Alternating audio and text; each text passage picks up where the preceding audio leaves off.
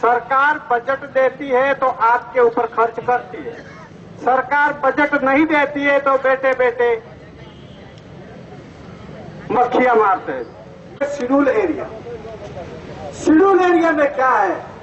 Right of ownership, मालिकाना हक, यानी कि एक कानून बनता है पार्लियामेंट में, दूसरा कानून बनता है विधानसभा में, तीसरा कानून बनता है शेड्यूल एरिया में।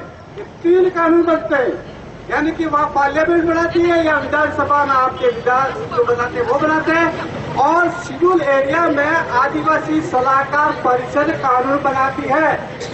अगर पार्लियामेंट का सरकार हमारे आदिवासियों के खिलाफ में जाता है तो उसको अमेंडमेंट करने का पावर शेड्यूल एरिया के अंदर आदिवासी सलाहकार परिषद को है।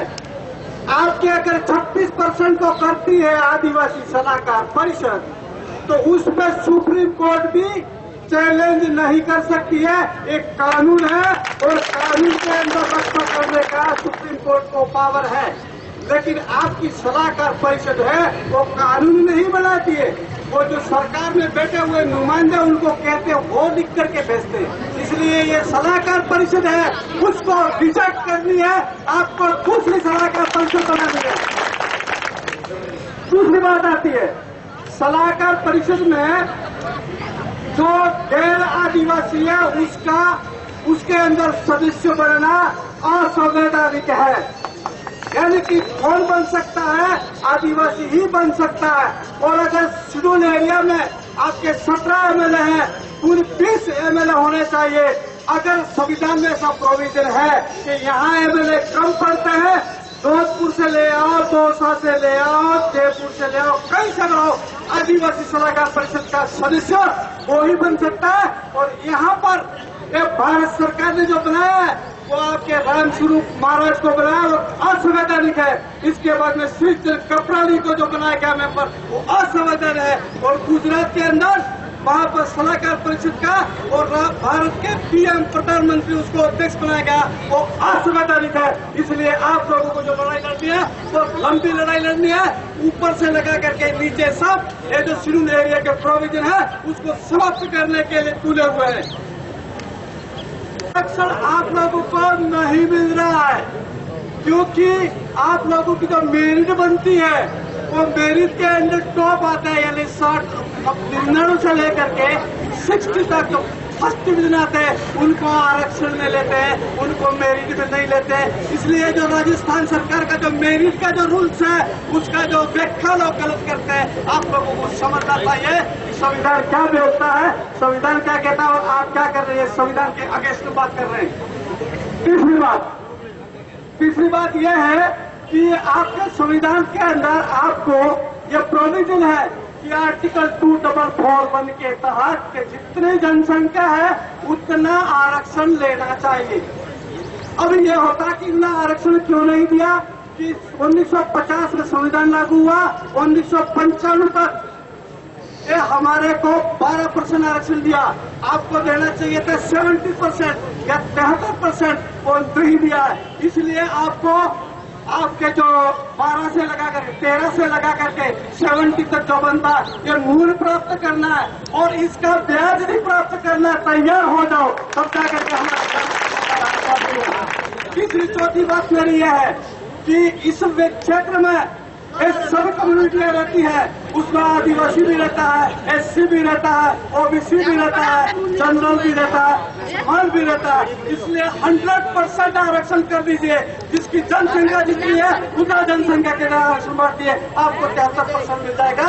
ब्राह्मण को जितनी जनसंख्या उतना मिल जाएगा और आपके एससी के 7.5% है, एससी को 7.5% मिल जाएगा, ओबीसी 8% है, ओबीसी को 8% मिल जाएगा। सबके साथ में समानता का व्यवहार, यही बात का संविधान होता है।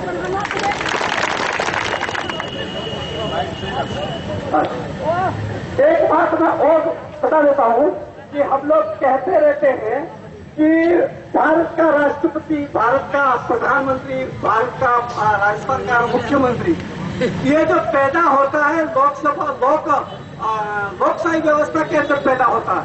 लेकिन अभी क्या कर रहे हैं शासक वर्ग के लोगों में, आपको बताना चाहता हूँ कि ईवीएम क्या है। ये दुनिया वाले कहते हैं, भारत वाली सभी पार्टियां कहते हैं नरेंद्र मोदी की लहर है। ये नरेंद्र मोदी की लहर नहीं है, ईवीएम की लहर है। उसका मैं 5 मिनट में आपको क्लियर करना चाहूंगा। क्या होता है, 2009 के अंदर चुनाव हुए थे। 2009 के अंदर चुनाव हुए तो कांग्रेस ने ईवीएम के साथ में छेड़छाड़ करके लोकसभा का चुनाव जीता।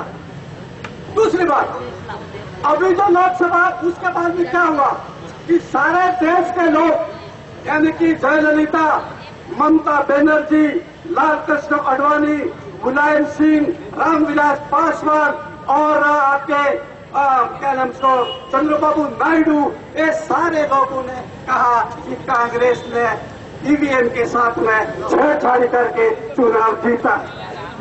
अब क्या हुआ कि सुब्रमण्यम स्वामी जो कांग्रेस का नेता था, उसने कहा कि ये जो चुनाव जीता है वो चुनाव जो है ईवीएम के साथ में छेड़छाड़ी करके जीता है।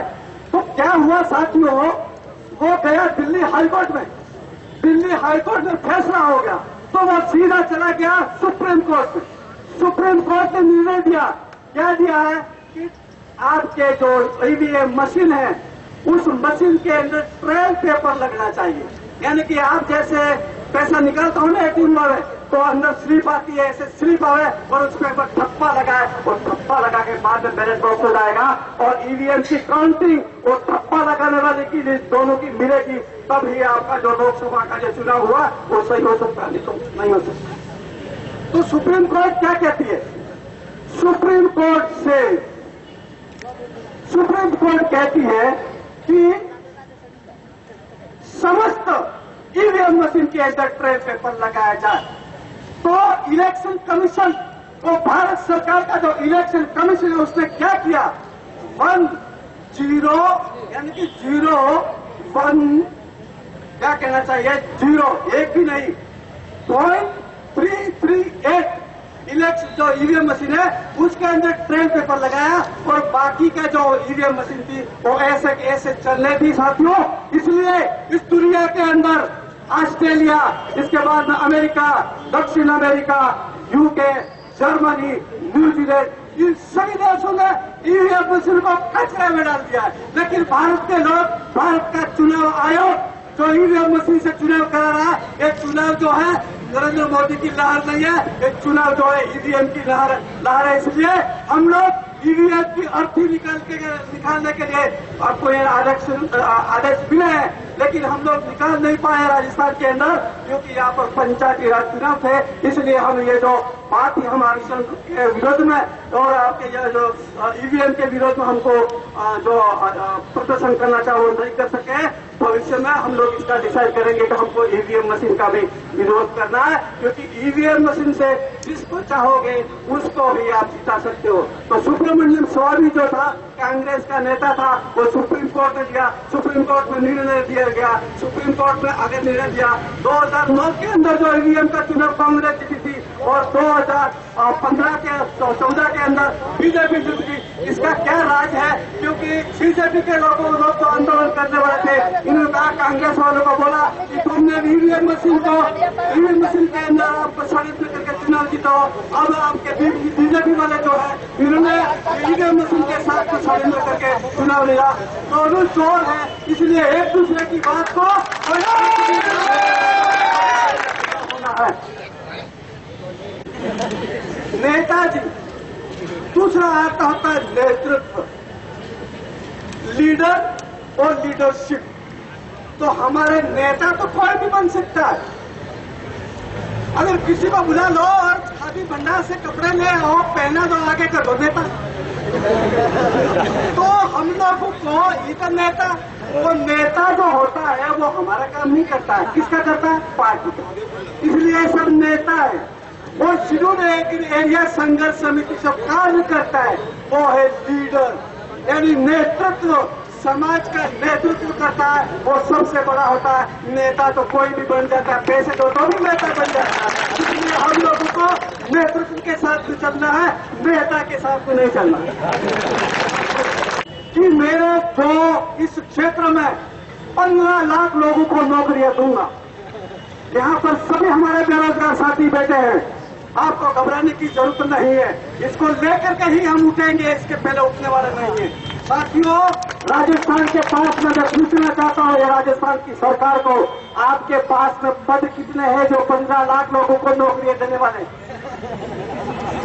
तो राजस्थान सरकार के पास में 7 लाख पद हैं, 7 लाख पद है, और आपके 5.5 लोग 5.5 लाख तो नौकरियां कर रहे हैं, उनको निकाल के आपको थोड़ी लगाएंगे।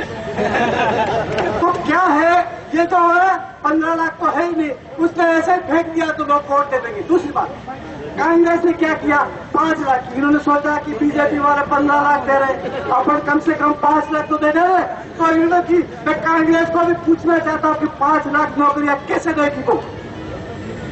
ये नहीं रह सकते, इसलिए कहते हैं, क्या कहते हैं, रोजगार देंगे, तगारी ले आओ, पावड़ा ले आओ, खेती ले आओ, और इनको जो है रोड पे काम कराओ, इसलिए ट्रेनिंग कराए, इसलिए BA करवाए, इसलिए MA करवाया है क्या? और ये जो तुम्हारे ये ये जो पढ़ाई है इसको बंद कर दिया जाए, उनको जानवर बना दिया जाए, ये प्लान सरकार है, भारत सरकार का और राजस्थान सरकार का। इसलिए जो है 8वीं वाले को तो वैसे ही पास कर दो, घर बैठा है, खाली नाम लिख दो और उनको सर्टिफिकेट दे दो। सर्टिफिकेट को क्या क्या लगाओगे? इसलिए राजस्थान सरकार से मेरा अपील है, इस शिरूर एरिया के अंदर अगर पहले वाला बोर्ड चालू नहीं करेगा तो हम लोग जो है ईंट से ईंट बजा देंगे, ये आपको हमारा चैलेंज है। इस धरने को कंटिन्यू रखेंगे हम, और आने वाले समय में अगर सरकार जो है, हमारे जो सलाहकार परिषद है, वो हम लोग उससे बात नहीं करती है तो 1 बाय 1 हम इसका टाइम डिक्लेयर करेंगे, और कांग्रेस के जो MLA रहे और सलाहकार परिषद के जो सदस्य रहे उनके घर पे, और वर्तमान में जो MLA है, सलाहकार परिषद के मेंबर है, उनके घरों पे भी प्रदर्शन करेंगे, और अंतिम निर्णय है वो उसको हम साइलेंट रखते हैं, क्या करेंगे। इसलिए हमारे जो सलाहकार परिषद के मेंबर है, उन लोगों को मालूम होना चाहिए, अगर तुम्हारी वहां पर नहीं चलती है तो तुमको इस आंदोलन के अंदर शरीक होना चाहिए, हम आपको चलेंगे। नहीं तो नंदलाल मीणा से भी मेरा निवेदन है, अगर बीजेपी निकाल देती है, चिंता करने की जरूरत नहीं है, आ जाइए हमारे पास सलाहकार परिषद बनेगी, और वही सलाहकार परिषद स्वतंत्र होगी और आपके अधिकारों की रक्षा करेगी। ये कांग्रेस और बीजेपी की सलाहकार परिषद, उनकी यह गिरवे है, वो आपका काम करने वाली नहीं है। इसलिए जिसके MLA को, जिस MP को अगर वो पार्टी तवज्जो नहीं देती है, उनकी बात नहीं करती है, तो मेरा निवेदन है, क्योंकि हमारी लड़ाई दुश्मन के साथ में, हमारी लड़ाई MLA MP के साथ में नहीं है, हमारी लड़ाई 73 मिशन के साथ में भी है, हमारी लड़ाई है जो दुश्मन का इस देश का है, जो हमारे लिए खड्डे खोद रहा है, हमारे लिए बार बार हमारे जो षड्यंत्र करके हमको गुमराह कर रहा है, उससे लड़ाइए। इसलिए मेरे आदिवासी साथियों से, और इस यहाँ पर जो SC के साथी भी बैठे हैं, ST के साथी भी बैठे हैं, OBC के साथी भी यहाँ बैठे हैं, और अन्य पिछड़ा वर्ग मुसलमान जो भी यहाँ पर बैठा है, और दूसरे जो लोग हैं समाज के अंदर जो समर्थन करने वाले जनरल के लोगों से भी मेरा कहता हूँ, हमारा जो आंदोलन है किसी कम्युनिटी के विरुद्ध में नहीं है, हमारा आंदोलन है संविधान का आंदोलन है, और हम लोग जो है जो सरकार के विरोध में लड़ेंगे, और जब तक हमारी बातों को नहीं मानते हैं तब तक हमारी लड़ाई जारी रहेगी। इसी बात के साथ में मैं आप लोगों से कहना चाहूंगा कि आप लोगों ने सभी ने इस बरसात के मौसम में दूर दूर से यहाँ पर आए हैं और इस आंदोलन को सफल बनाया है। एक बात और कहना चाहूंगा कि भविष्य में आपके हर रास्ते जाम करेंगे, आपका एरोप्लेन बंद हो जाएगा, आपकी रेल बंद हो जाएगी।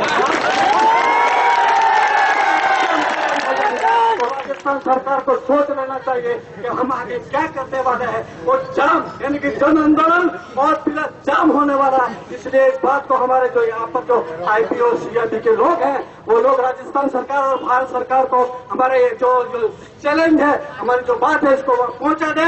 ये काम सारे होने वाले हैं, इसके अलावा हम कोई समझौता नहीं करेंगे। आपके साथ में अभी वायदा करता हूँ। धन्यवाद।